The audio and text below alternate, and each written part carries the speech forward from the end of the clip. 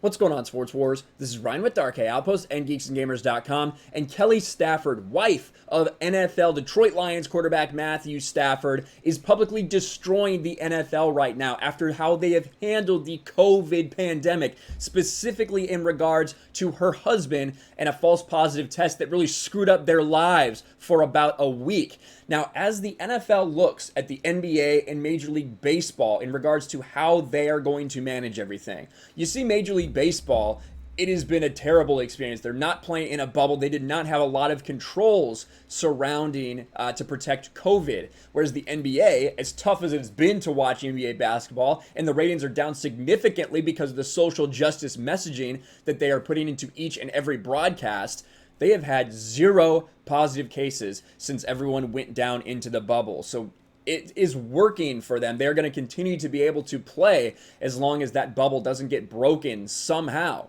The NFL right now is planning on taking Major League Baseball's route. And right now it does not look like that might be a good plan. You can see right here that 107 people in the offseason tested positive. Since training camp began, 56 players have tested positive for COVID-19 in the NFL. Now, one of those people who we thought was positive was Matthew Stafford, because he got put on the COVID reserve list. All the information was out there that Matthew Stafford had tested positive for COVID.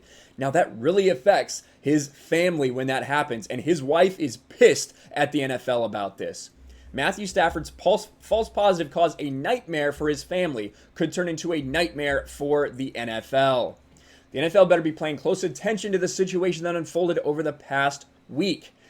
He was placed on the reserve COVID-19 list. The problem for the league is that Stafford was only on the list because he recorded a false positive after being tested for COVID. It took less than a week for the NFL to figure out that he didn't have it, but in that week, it created a nightmare for his family. Listen to what his wife, Kelly, said on Instagram. "The past 4 days have been a nightmare," Kelly Stafford wrote. "For 24 hours, we believe my husband was positive for COVID." Now, you have to remember that Kelly Stafford is considered high risk for COVID because she had a brain tumor. She is still kind of in the recovery process of that technically. She is on the high risk category when it comes to COVID. "We were all tested day after day, and we were all negative, including Matthew. Then he tested negative, then again and again and again. After his second negative, we were made aware of the false positives and how this was one of those cases. But they were soon, like everybody knew, because the NFL went and said, hey, by the way, Matthew Stafford has COVID.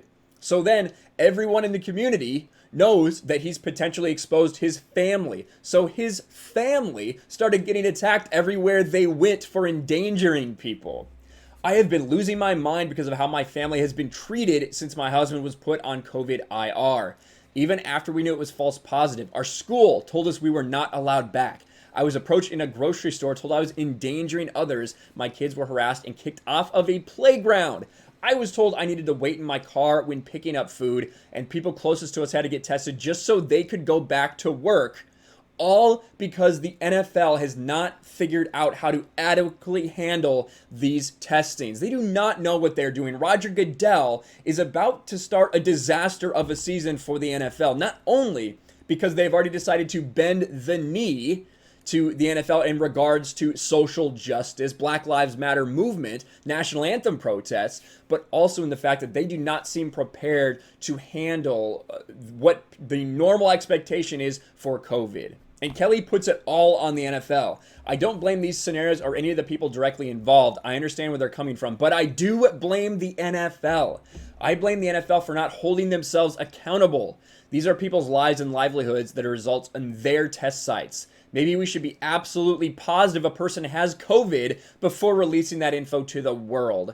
I'm sharing our experience because I don't want it to happen to any other family that plays in the league. Now, and one of the problems is they don't have a really good policy. Right now, if you get a false positive, you still have to sit out for at least 5 days, even if you test negative over and over and over again, which doesn't really make any sense. That's going to be really hectic when it comes to a lineup. You do a false positive on a Friday, even if you test negative on Saturday and Sunday, you still can't play in that game. That is not a good policy going forward. The NFL really has to look at this. Not only is it obviously affecting people's lives, like Matthew Stafford and his entire family and extended family and friends who couldn't even go to work, which is just insane to think about when we're talking about something that doesn't really affect people all that much. But if the NFL wants to have a successful season and don't want to go the way of Major League Baseball and the chaos that they are currently going through, they might want to think about developing some better policies going forward. Let me know what you think about all this in the comments below. Make sure you smash the like button, subscribe to the channel, ring the bell for notifications, share this video out there, and I'll talk to you later.